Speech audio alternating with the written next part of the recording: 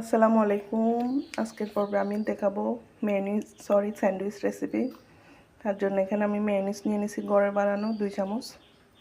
গাজর নিয়েছি, এটা গ্রেট করে নিব। এখন আমি ডিম 2টা নিয়েছি, গ্রেট করে নিব।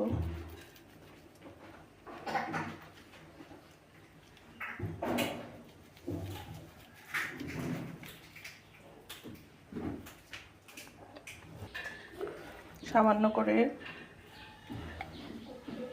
গোলমরিচের গুঁড়া দিয়ে দেব। সবগুলো মিক্স করে নেব।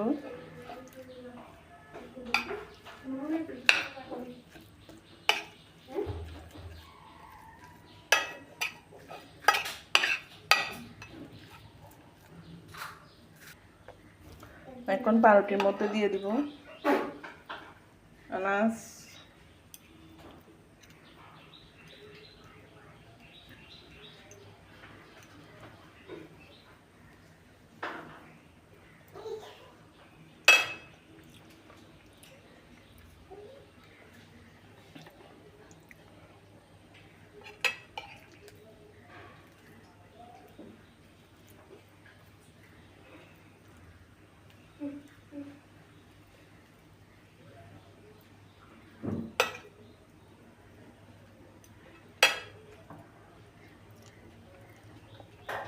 ভালো করে সবগুলো বানিয়ে নেব।